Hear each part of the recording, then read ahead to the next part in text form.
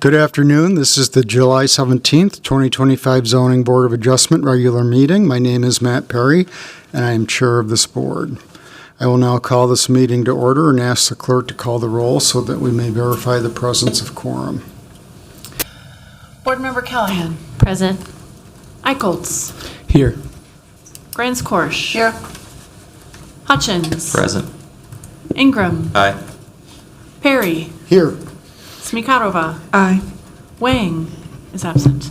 We have 7 members present. So we do have quorum, and with that, we'll proceed to our agenda, a copy of which was posted for public access to the city's legislative information management system, available at lims.minneapolismn.gov. Is there a motion to approve this agenda? So moved. Second.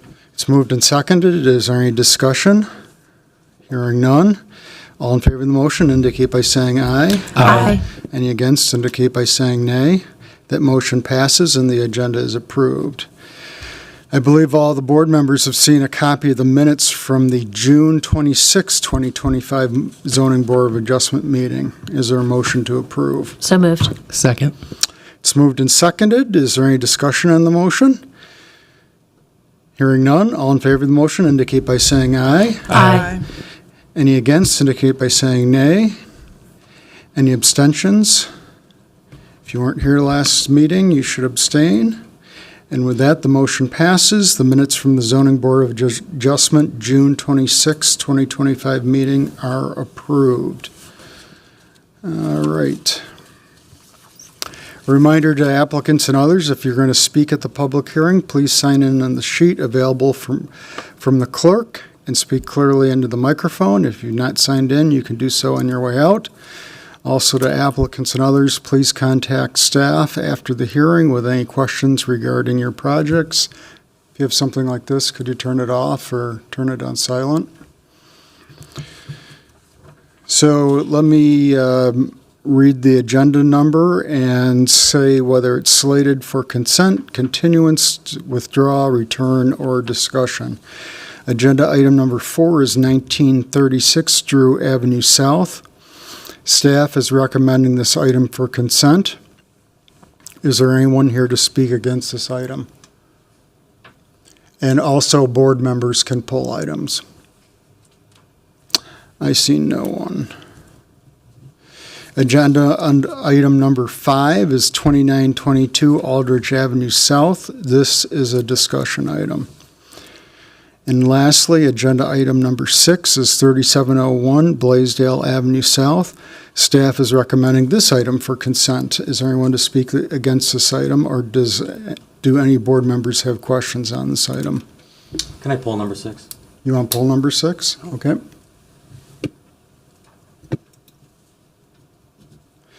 So let's review the items for our agenda for consent. They are item 4. Is there a motion to adopt this item on consent? So moved. Second. It's moved and seconded. Any discussion on the motion? All in favor of the motion indicate by saying aye. Aye. Any against indicate by saying nay. Any abstentions? That motion passes. So if you were here for agenda item number 4, your land use requests are approved. Good luck with your project, and thank you for coming down. So let's go to agenda item number 5. This is 2922 Aldrich Avenue South. I would like to say to the board, we have items that were not attached. So if it turns out that we do have those items now, and if you want to look at them further than today, we can have the board continue the item to our July 31st board meeting.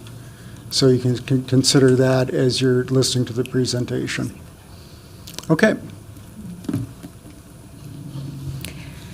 Good afternoon, Chair Perry, board members. I am Fatima Olukoga, City Planner. Item number 5 before you is 2922 Aldrich Avenue South. It's an increase in the maximum area of a projecting sign from 20 feet to 31.9 square feet in area. The property is located in the CM3 Community Mixed-Use District with a Corridor 6 built form. The subject property is over 39,000 square feet in area. It has two buildings that span two lots along Aldrich Avenue South from 29th Street to Lake Street. It's a mixed-use building with a six-story multifamily building constructed in 2008. The applicants are proposing two signs for the property. They are wayfinding signs for the residential use.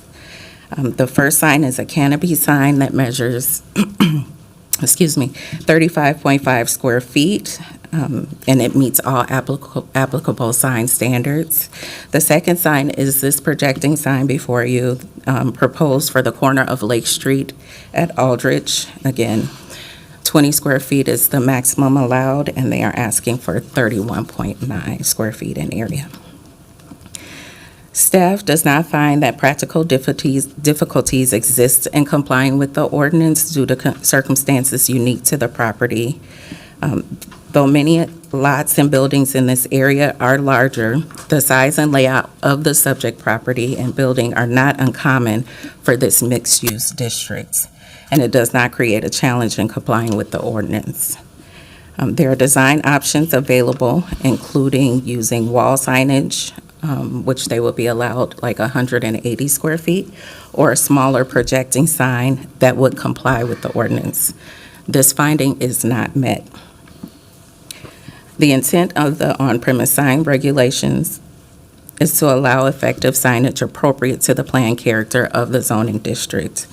The building itself on site is over 32,000 square feet in size, and currently only has two signs identifying the residential use.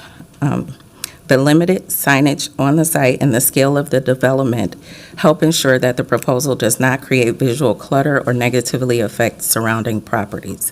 This finding is met. The proposed signs would not alter the essential character of the locality, which includes residential and commercial uses along a goods and services corridor. The variance would not create potential for injury or detriment to persons or property. This finding is met. Again, the sign would not aid to visual clutter. Only one of two signs for the residential. The canopy sign is located on Aldrich Avenue South. The proposed sign, the projecting sign, is on the corner of Lake and Aldrich. Lake Street has a unique visual character of, mixed murals, signs, and other non-conforming billboards, so it would not add to the clutter of this goods and services corridor. And considering the scale of the development and the character of the corridor, the size and placement of the proposed sign is appropriate for the area. The finding is met. The proposed projecting sign is compatible with the function and architectural design of the six-story building. It's constructed as a 3-inch deep, internally illuminated aluminum cabinet that features blue and green colors with white acrylic lettering. The materials, colors, and illumination are consistent with the scale and architectural style of the building. This finding is met. Staff is recommending denial of this proposed projecting sign. I will stand for questions. Okay, thanks for that presentation. Any questions of staff? Either from the testimony or the report that you gave or the material that we received. Yes. Thanks, Chair Brady. Thanks for your presentation. It was good. I just want to ask you, I want you to highlight there are numerous other options that would comply with sign code other than this, right? It's shrinking the sign, like you said, wall options. There's a ton of versions of this that do not require a variance. Correct. Okay, appreciate it. Thanks. Any other questions? Okay. I'm sorry. Yes. Yeah, I guess, is this a relatively new building? No, the building was constructed in 2008. Okay, I missed that, 2008, okay. Yeah, because I am concerned about the illumination, only because obviously it did not use bird-safe glass, and the illumination is always an issue for birds at night when they stick out from a building. So, just to be clear from Commissioner Hutchins' comment, that blue and lime sign at that 31 square feet, if it was pushed back on the actual building itself, no, not that one, the next one. If it was pushed on the building itself, it would be acceptable. It's the fact that it's sticking out from on the vestibule that makes it unacceptable. I just need to be clear on the dimension thing. So just for clarification, the second sign that is included in your packet is a canopy sign, and that is approvable. Only the projecting sign Right. is the sign before you, and This projecting. no. This one is okay without a variance. This Got is it. one under question. I'm sorry. I'm sorry. And that is projecting, so again, that's projecting on two sides, right? Yes, Okay. So if it was flush against the wall, it would be acceptable. yes. That's what I needed to hear. Okay, Okay. thank you. Any other questions? Thank you very much. I think what I'll do, based on my earlier comments, is I'll open the public hearing. We have applicants who have come down, and let them talk. We'll close the public hearing, and then we can discuss whether we want to continue it one cycle or not. How's that sound? Sound reasonable? Okay, so let's open the public hearing, and is the applicant present when you'd like to give testimony? If you could give your name and address for the record.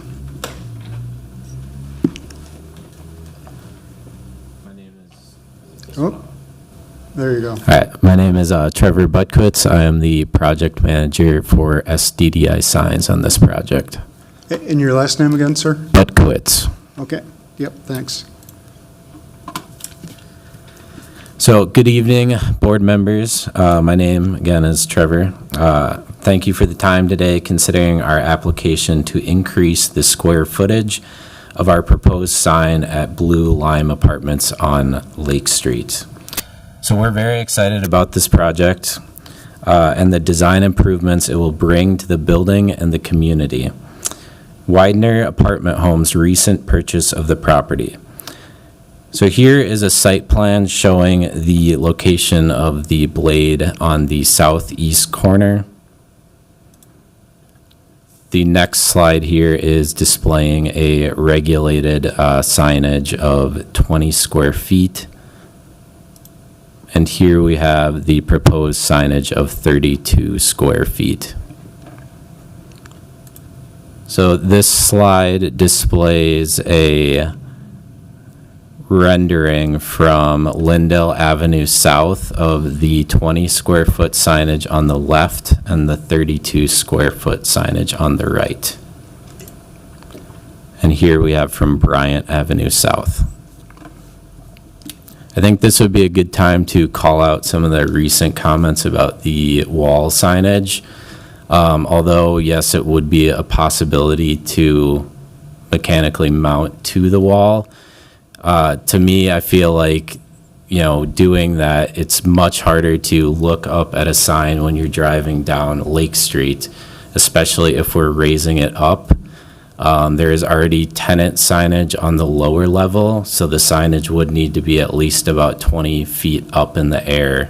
So when you're driving a car looking up, it's just, that's the reason we have projecting signs, is the visibility while driving down the street at it. So we feel there is a practical difficulty and hardship unique to this property based off the building and site information. So this is a large apartment complex. The building is 58 feet tall, has 428 apartment units, serving a high volume of residents, guests, and service providers. The building stretches 547 feet along Aldrich and 128 feet along Lake Street. Lake Street being the main connection to the public is where there's limited visibility. MnDOT documents the daily traffic flow on Lake Street and Aldrich at 18,000 to 22,000 cars per day. That equates to 150,000 cars per week. Occupancy at Blue and Lime is currently at 80%, having over 85 vacant units. So we're here to ask for your help. 75% of this property is hidden from Lake Street. With the high traffic count and surrounding businesses, it makes Blue and Lime easy to miss. There's many much larger signs flanking the property on each side. We are already battling for visibility. This specific property adhering to the 20 square foot restriction puts our property at a large disadvantage of being unseen and to other existing signs in the area. Future residents, guests, and service providers will not see the sign in time to safely slow down for turns or for parking. Due to the high level of activity at this property, the lack of visibility will lead to confusion and unsafe parking behavior, posing a risk to the property. So our proposed signage will enhance public safety and wayfinding, aligning with the goals of the CM3 district. If the variance is granted, the increase to 32 square feet will still be modest in size, sign based on the size of this property. It will not add visual clutter along Lake Street, stand out as oversized, or change the character of the area. Granting of the variance will help this property overcome a genuine hardship of visibility, being unique in size and placement, not leading to setting a precedence with future cases. So again, we're asking for your help in this matter, and I appreciate your time. Thank you. Any questions of the applicant? I don't see any. Thanks for your testimony. Is there anyone else who'd like to speak in favor of the application? I see no one, so I will close the public hearing. Board comment? Yes. Yeah. Can I just have a question of staff? Can you, either staff, because it's about just the zoning code in general, about sort of the rationale behind the 20 square foot sign restriction, and if there's differences in sign sizes in different areas of the city?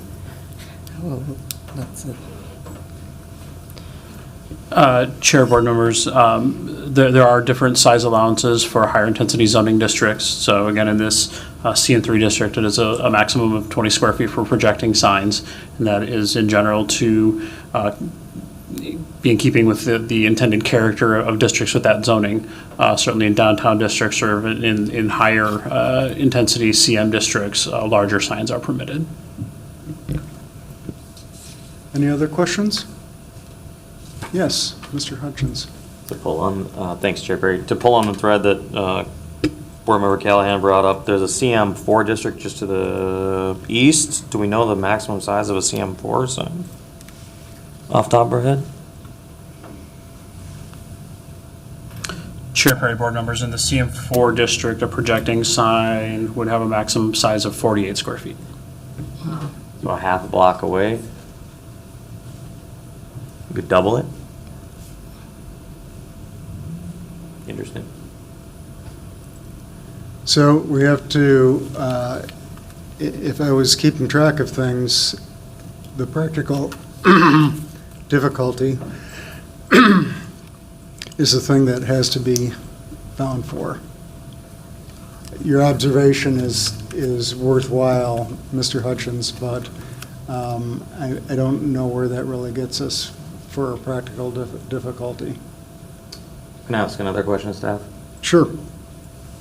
Thanks, Chair Perry, is the bulk of the building being hidden, like the applicant said, 75% of it's non-visible from the street? Is that an uncommon thing in a CM3 district where it's kind of platted towards the less traveled road of building that size?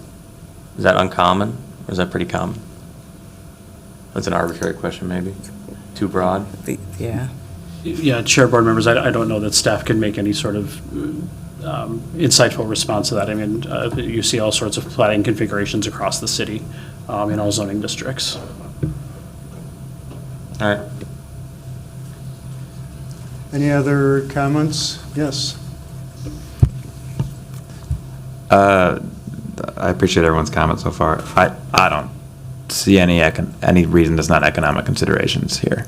I see a lot of economic considerations, but I don't see anything that's not related to selling more units, and that's not in our purview.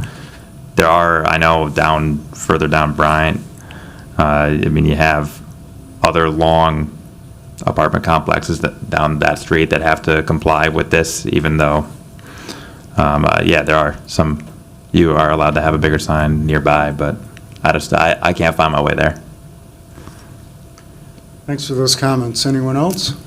Yes. I don't find that the increase is significant enough to warrant a variance. I don't find the first finding, but I also don't think that that increase is going to make much of a difference. It's still, the sign at the correct size would be just as effective as it being larger, especially since it does project, which is very important for visibility as you're driving, walking, or taking transit. But I don't think that the bigger sign would make that much of a difference. And I also don't think the site is unique enough to warrant the variance. I would move staff findings. Okay, so that's a Second. motion and a second. Is there any further discussion on the motion? I see none. Will the clerk please call the roll? Board Member Callahan. Aye. Eicholtz. Aye. Grants-Korsch. Aye. Hutchins. Aye. Ingram. Aye. Smikarova. Aye. We have 6 ayes and 0 nays. So your request is denied. You can see staff for what your options are going forward. And I appreciate you coming down today. It's always difficult to get downtown from wherever you are at. So let us move on to item number 6. 3701 Blaisdell Avenue South.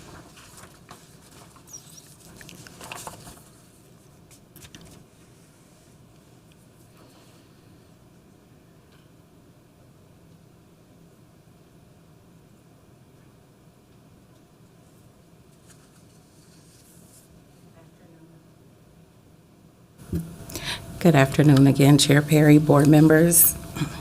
Item number 6 before you, 3701 Blaisdell Avenue.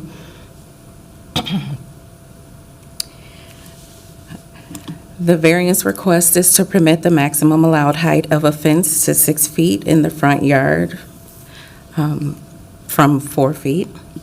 The property is in the UN2 Urban Neighborhood Zoning District, Interior 3 Built Form Overlay.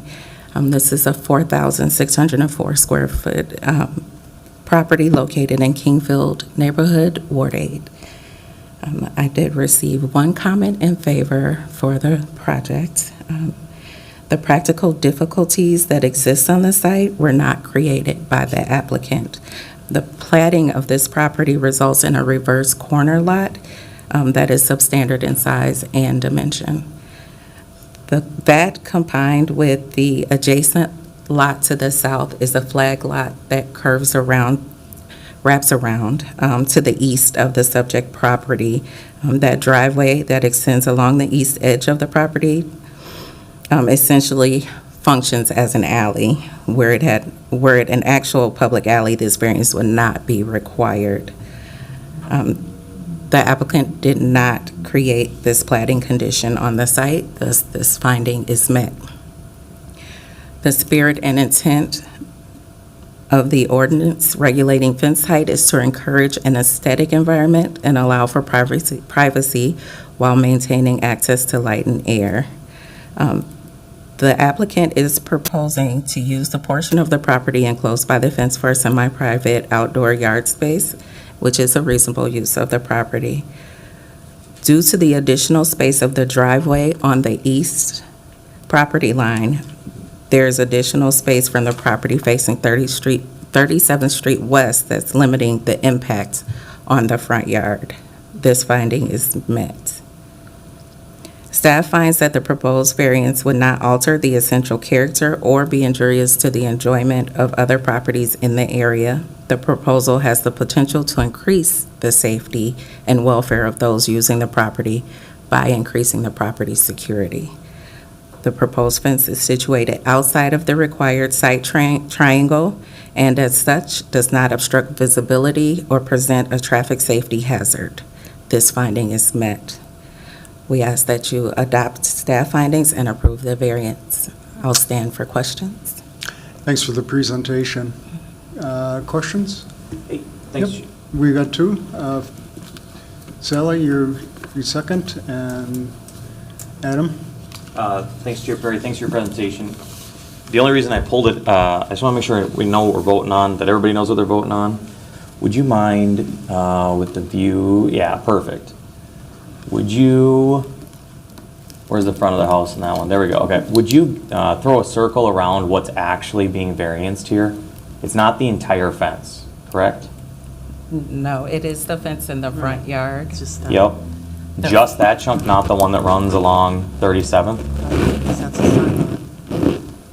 Correct. It's the front yard variance. So then where I'm hung up is, the practical difficulty is essentially that the back of the yard has an alleyway driveway in it. How does that affect the front yard at all? So the back of the house and the neighboring fence is in code. It's just the little chunk facing the front sidewalk. How is that affected by them having a driveway to the rear? So it's more so the layout of the property, the platting of the property reduces essentially reduces their use.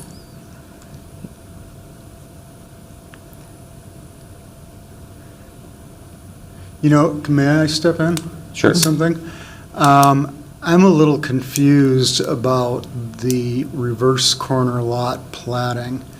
There are reverse corner lots all over the city. That to me does not, in my mind, constitute anything unique. And so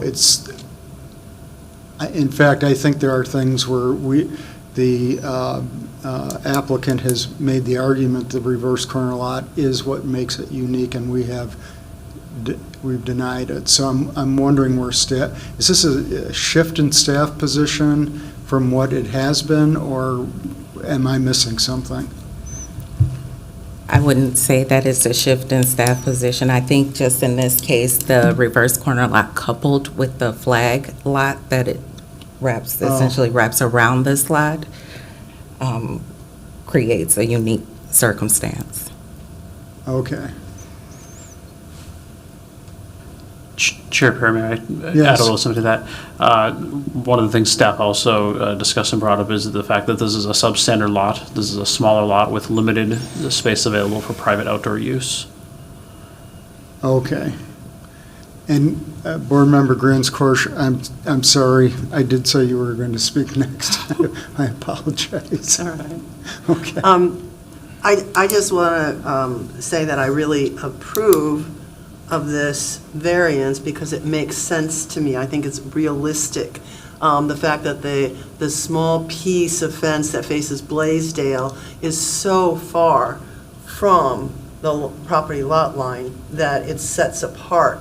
To me, the intent always is on a 6-foot fence on the front piece is that you're not blocking the front piece of the area. And Blaisdell's got a lot of things going on it. and I can understand why they would want a fence, and the fact that it's so far back from the major thoroughfare, to me, is very reasonable, and this is a classic example where I looked at the drawing and I couldn't understand what the heck was going on, and it was wonderful to see the photos because it was very clear that this is something way in the back. And so in my head, it really does require a variance because it is so far from the main thoroughfare of the front of the house. So I thank you for getting those documents, the photos, so that it's real. So I'm definitely, do we need a motion on this? Because I would move approval of. I got a couple more questions before, if you're all right with that. We can have a motion in a second and discuss it, can't we? Yep, absolutely. Do you want to make a motion? Yeah, I'm making a Is there a motion to second? approve Second. staff recommendation. Okay, there's a motion and a second, and you have some additional questions or discussion, Mr. Hutchins? I guess the only question, another question I have is, so one of the conditions is it has to have an encroachment permit from the Public Works.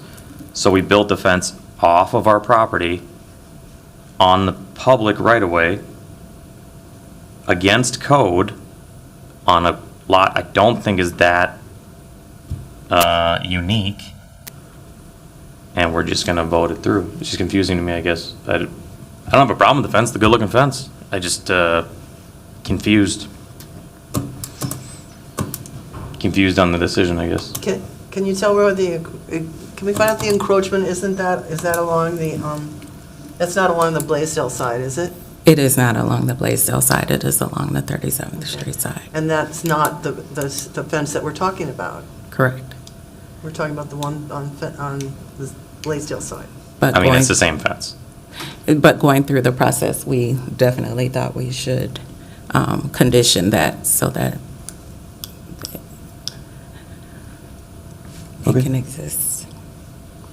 Any other discussion or comments on the motion? Seeing none, will the clerk please call the roll? Board Member Callahan. Aye. Eichholz. Aye. Grants Korsch. Aye. Hutchins. Nay. Ingram. Nay. Smikarova. Aye. We have 4 ayes and 2 nays. So that motion passes and the request is approved. Good luck with your project, and thanks for coming down. Appreciate it. Okay, we have, are there any updates? There were some appeals of our body that I think you were going to report on today. Yeah, thank you, Chair Perry, board members. There were 2 items from your June 12th hearing that were appealed to the Biz Committee of the City Council. Those went to hearing Tuesday of this week, so 2 days ago. The first of those was 4428 Edmund Boulevard. That was an appeal of the decision of the zoning administrator related to buried shoring pilings. For that one, the Biz Committee denied that appeal and upheld the board's recommendation, or the board's decision, excuse me. The other was 4640 17th Avenue South. That was a variance to the front yard setback requirements for turf for a play area at a school. In that case, Biz did grant that appeal. They did note that in past cases, when they looked at issues related to turf, it was about impervious surface, and that if this was also related to impervious, they would have had more concerns. But in this case, for the front yard setback, they felt that that was able to be granted, and they adopted the original staff findings. Okay. Any questions of Mr. Verkota on that? Any other updates? Chair Perry, staff has no further updates. Okay, so our next meeting is July 31st, 2025, and I would entertain a motion to adjourn. So moved. Second. It's moved in second. All in favor indicate by saying aye. Aye. We are adjourned.